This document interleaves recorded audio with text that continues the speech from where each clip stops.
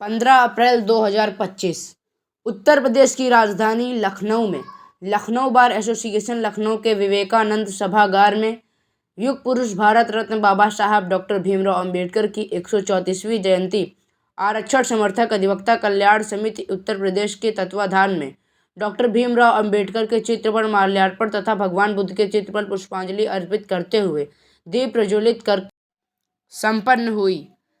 जन्मोत्सव समारोह की अध्यक्षता कन्हैयालाल गौतम एडवोकेट ने की।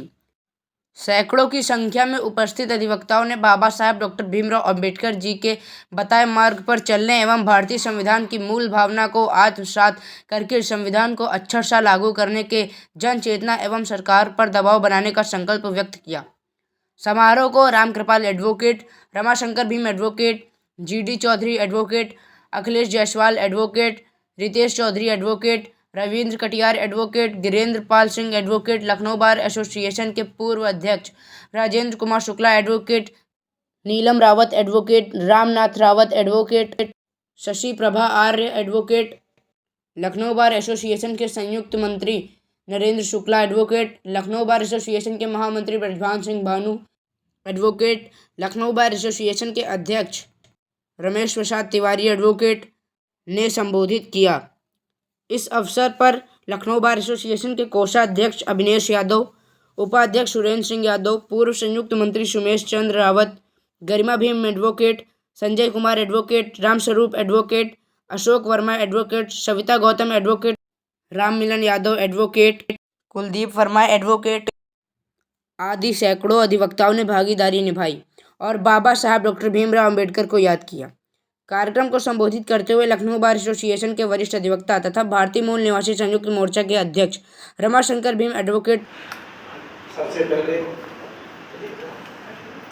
भारतीय संविधान के निर्माता, युग पुरुष, विश्व के महानतम विद्वान, भारतीय संविधान के शिल्पकार बाबा साहब डॉक्टर अम्बेडकर को नमन करता हूँ।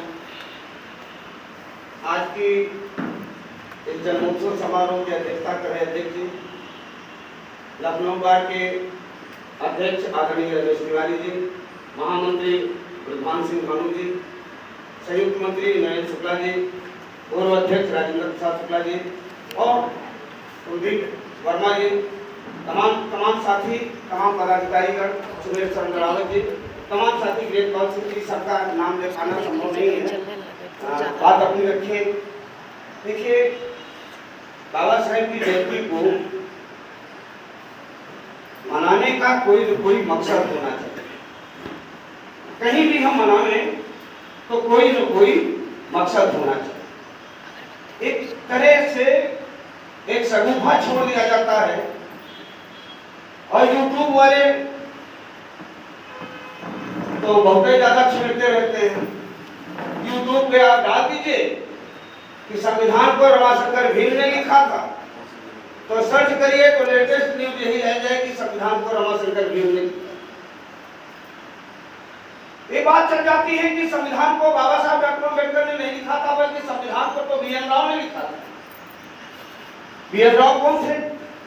BN राव जैसे आप हम लोग वकील हैं और राजेंद्र शुक्ला जी काफी सीनियर हो गए, हाथ पैर सीधी कोई नहीं पाते हैं, तो उन्होंने किसी जूनियर को राइटिंग के लिए लिख रखा है, चपरासी को या जूनियर को किसी को, तो वो बाबा साहब डॉक्टर अम्बेडकर के वो संविधान लिखने के लिए नियुक्त किए गए थे कि ये जो बोलेंगे वो आप लिखेंगे, इनकी राइटिंग बढ़िया है।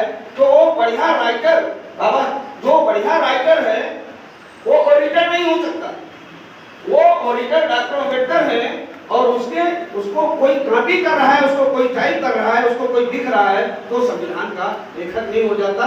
और मैं एक बात बड़े अदब से कहना चाहता हूँ कि क्या भारतीय संविधान लिख देने से ही बाबा साहब डॉक्टर अम्बेडकर महान है? आप अधिवक्ताओं के साथ बैठा हूं, चर्चा करनी पड़ेगी। एकमात्र कारण भारतीय संविधान लिख देने से ही बाबा साहब डॉक्टर अम्बेडकर महान नहीं हो जाते। उनके जीवन के बड़े संघर्ष हैं और आज की तारीख में भी 32 डिग्रियों वाला इंसान, 5 विषयों में MA करने वाला इंसान भारत में ढूंढे से भी नहीं मिलने वाला है। इसलिए भी बाबा साहब डॉक्टर अम्बेडकर महान हो जाते हैं। बाबा साहब डॉक्टर अम्बेडकर ने पाकिस्तान में जो लिखा विभाजन के समय, बाबा साहब डॉक्टर अम्बेडकर ने जो आर्टिकल 370 कॉन्स्टिट्यूशन ऑफ इंडिया के बारे में जो लिखा, आज लोग अपनी अपनी सुविधा के अनुसार वोट करते हैं। बाबा साहब डॉक्टर अम्बेडकर ने पीएचडी किया था प्रॉब्लम ऑफ रूपी पर। तो जब इस बार नोट बदले गए, सरकार और पार्टी का नाम दिए बगैर कहना चाहता हूं कि जब नोटबंदी हुई तो फिर बाबा साहब डॉक्टर अम्बेडकर का उल्लेख किया गया कि बाबा साहब डॉक्टर अम्बेडकर ने प्रॉब्लम ऑफ रूपी में जो रिसर्च किया, उसमें कहा था कि बड़े नोटों को ज्यादा दिन नहीं चलना चाहिए, अगर भ्रष्टाचार को रोकना है तो एक एक मुद्दा नहीं हो जाता, तमाम मुद्दे हो जाते हैं बाबा साहब डॉक्टर अम्बेडकर के बारे में। देखिए, हम सारे सब लोग वकील हैं बैठे और लंबा भाषण सब लोग कर सकते हैं, सभी तो आने कुछ बात हम कहना चाहते हैं जिसपे बात होनी ही चाहिए, और वकीलों के बीच में नहीं होगी दादा तो फिर कहीं भी नहीं हो सकती। हमने आर्टिकल 13 पढ़ा संविधान का, कॉन्स्टिट्यूशन ऑफ इंडिया आर्टिकल 13 सबने पढ़ा। अच्छा, कितने कितने लोगों को मालूम? हाथ उठाइए, बताइए कितने कितने लोगों को भारतीय संविधान का आर्टिकल 13 मालूम है? क्या है उसमें? नहीं, हाथ उठाने में फजीहत नहीं होगी, जनता नहीं है, ये हमारे वकील साथी हैं, सब वकील साथी हैं। अब मैं इसलिए कह रहा हूं, हाथ उठाने का सिर्फ एक मकसद हो गया कि जिन आर्टिकल्स की हम बात कर रहे हैं उन पर चर्चा होनी चाहिए, लंबी चर्चा होनी। आर्टिकल 13 कहता है कि भारतीय संविधान लागू होने से पूर्व अगर देश के अंदर कोई भी ऐसी विधि रूढ़ी बरकरार है जो मानवाधिकारों का हनन करती है तो संविधान के लागू होने के तुरंत बाद से उसे शून्य और निरस्त समझा जाएगा। क्या ऐसा हो पा रहा है? नहीं। क्या ऐसा हो पा रहा है?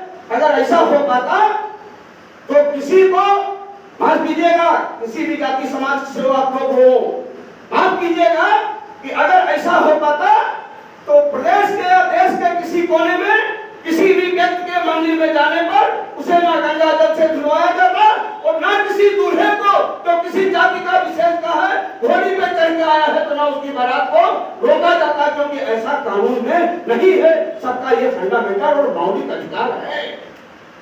तो अब जब इन पे चर्चा करते हैं तो इन पे हमको गौर करना पड़ेगा कि जो रूढ़ियां, जो परंपराएं भारतीय संविधान को लागू होने से पूर्व समाज में प्रचलित हैं और जो फंडामेंटल राइट, जो ह्यूमन राइट का वायलेशन करती हैं, वो अगर शून्य हैं तो इतने से काम नहीं चलेगा।